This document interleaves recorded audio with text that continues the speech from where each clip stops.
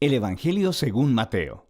Es uno de los registros oficiales más tempranos acerca de Jesús de Nazaret, su vida, su muerte y su resurrección. El libro como tal es anónimo, pero la tradición confiable más temprana lo relaciona con Mateo, el recaudador de impuestos que fue uno de los 12 apóstoles que Jesús nombró y que de hecho aparece en el libro mismo. Durante alrededor de 30 o 40 años, los apóstoles enseñaron y transmitieron su testimonio acerca de Jesús de manera oral, junto a las enseñanzas que todos ellos habían memorizado. Y Mateo entonces recopiló y organizó todo esto en un asombroso tapiz y diseñó este libro para resaltar ciertos temas acerca de Jesús. En este video solo vamos a abarcar la primera mitad del libro. De manera específica, Mateo quiere mostrar cómo Jesús es la continuación y el cumplimiento de toda la historia bíblica acerca de Dios e Israel. Que Jesús es el Mesías del linaje de David, que Él es un nuevo maestro con autoridad como Moisés. Y no solo eso, que Jesús es Dios con nosotros, o en hebreo, Emanuel. Y Mateo ha diseñado este libro con una introducción y una conclusión que funcionan como un marco alrededor de 5 secciones claras, justo ahí en medio, cada una de las cuales concluye con un largo bloque de las enseñanzas de Jesús.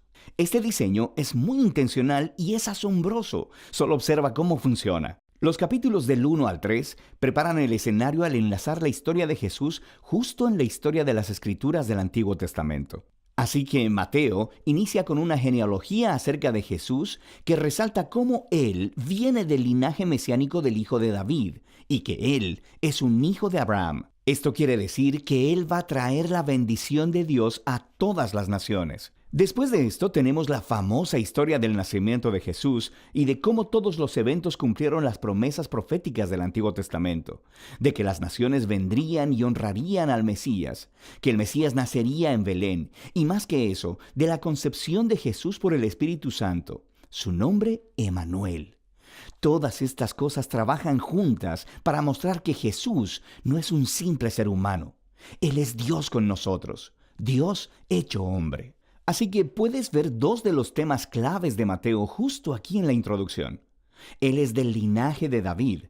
Él es Emanuel. Pero Mateo también quiere mostrar cómo Jesús es un nuevo Moisés. Así que, como Moisés, Jesús salió de Egipto, cruzó a través de las aguas del bautismo y entró en el desierto durante 40 días. Y luego Jesús sube a un monte para entregar su nueva enseñanza. De manera que a través de todo esto, Mateo está diciendo que Jesús es la figura prometida mayor que la de Moisés, que rescatará a Israel de la esclavitud. Él les dará una nueva enseñanza divina. Él los salvará de sus pecados y Él traerá una nueva relación de pacto entre Dios y su pueblo. Este paralelo entre Jesús y Moisés también explica por qué Mateo ha estructurado el centro de su libro de la manera en que lo hizo. Estas 5 partes principales resaltan a Jesús como maestro y Él ha creado un paralelo. Jesús como maestro hace un paralelo con los 5 libros de Moisés. Jesús es el nuevo maestro del pacto con autoridad que cumplirá la historia de la Torá. En la primera sección, en los capítulos del 4 al 7, Jesús entra en escena anunciando la llegada del reino de Dios. Y esto es clave. El reino es en esencia acerca de la operación del rescate de Dios para todo este mundo y se está llevando a cabo a través del Rey Jesús. Jesús ha venido a confrontar el mal, especialmente el mal espiritual y todo su legado de opresión demoníaca, enfermedad y muerte. Jesús ha venido a restaurar el gobierno y reino de Dios sobre todo el mundo al crear una nueva familia de gente que le seguirá, obedecerá sus enseñanzas y vivirá bajo su gobierno. Así que después de que Jesús empezara a sanar a las personas, a formar un movimiento y una comunidad, Él lleva a sus seguidores a un monte o al lado de una colina y entrega su primer gran bloque de enseñanzas, tradicionalmente llamado el Sermón del Monte. Y aquí Jesús explora cómo luce seguirle y vivir en el reino de Dios. Y es un reino de cabeza donde no existen miembros privilegiados. De manera que los pobres, los don nadie, los ricos, los religiosos, todos están invitados a venir y llamados a volverse, a arrepentirse, a seguir a Jesús y unirse a su familia. Jesús dice que no está aquí para dejar a un lado los mandamientos de la Torá o el Antiguo Testamento. Más bien, Él está aquí para cumplir todo eso a través de su vida, a través de sus enseñanzas. Él está aquí para transformar los corazones de su pueblo, para que realmente puedan amar a Dios y amar a su prójimo, incluyendo a su enemigo. Después de concluir esta gran enseñanza acerca del reino, la siguiente sección nos muestra a Jesús trayendo el reino a la realidad en la vida diaria de las personas. Así que Mateo organizó aquí 9 historias acerca de Jesús trayendo el poder del reino de Dios a las vidas de aquellas personas que están quebrantadas y en dolor. Hay 3 grupos de 3 historias, y se tratan de personas que están enfermas o tienen cuerpos quebrantados o están en peligro. Y Jesús las sana o salva a través de actos de gracia y poder. Y luego, justo en medio de estas triadas, encontramos 2 historias paralelas acerca del llamado de Jesús de que las personas deberían seguirle. Aquí, Mateo está resaltando un punto. Uno solo puede experimentar el poder de la gracia de Jesús al seguirle y volverse su discípulo. Después de que Mateo ha mostrado el poder del reino a través de Jesús, Jesús extiende su alcance al enviar a los 12 discípulos, quienes harán lo que Él ha estado haciendo. Esto nos lleva al segundo gran bloque de enseñanzas en el capítulo 10. Y aquí, Jesús les enseña a sus discípulos cómo anunciar el reino y qué esperar cuando lo hagan. Muchos en Israel están aceptando a Jesús y su oferta del reino, pero los líderes de Israel no. Ellos perderán mucho si se arrepienten y se convierten en discípulos de Jesús. Así que Jesús sabe que van a rechazarlo y perseguir a sus seguidores, y eso es exactamente lo que sucede. En la siguiente sección, los capítulos del 11 al 13, Mateo ha recopilado un grupo de historias acerca de cómo las personas están respondiendo a Jesús y a su mensaje, y nos encontramos con una mezcla de respuestas. Algunas historias son positivas, las personas aman a Jesús y piensan que Él es el Mesías.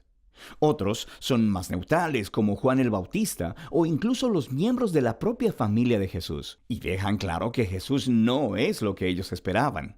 Y luego tienes a los líderes de Israel. Ellos tienen una respuesta completamente negativa. Tienes a los fariseos y a los eruditos de la Biblia. Todos juntos rechazan a Jesús. Ellos piensan que Él es un falso maestro y que está desviando a las personas. Piensan que es un blasfemo por todas las cosas que declara acerca de sí mismo. Pero Jesús no está sorprendido o agitado por todas esas respuestas diversas. De hecho, Él se enfoca en eso en su tercer bloque de enseñanza en el capítulo 13. Aquí Mateo está recopilando un montón de las parábolas de Jesús acerca del reino, como la del sembrador arrojando semillas en 4 tipos de tierra, o acerca de una semilla de mostaza, o sobre una perla o un tesoro escondido. Estas parábolas son como un comentario acerca de las historias que acabas de leer en los capítulos 11 y 12. Algunas personas están aceptando a Jesús con entusiasmo, otros lo están rechazando. Pero el reino de Dios es de un valor incalculable y no dejará de extenderse a pesar de todos estos obstáculos. De manera que esa es la primera mitad del Evangelio según Mateo.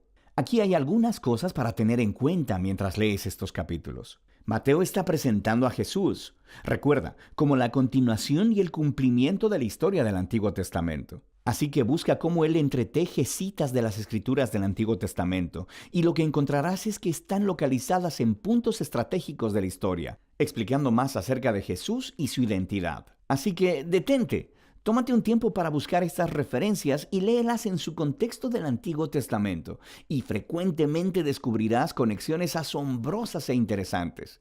Finalmente, pon atención a los tipos de personas que aceptan a Jesús y le siguen, y verás que más comúnmente son personas que no son importantes, que son donadies o que no son religiosos. Y estas son las personas que son transformadas por su confianza o fe en Jesús y que le siguen.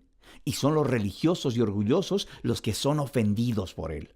Entonces, ¿cómo terminará esta tensión entre Jesús y los líderes de Israel? De esto se trata la segunda parte del libro de Mateo.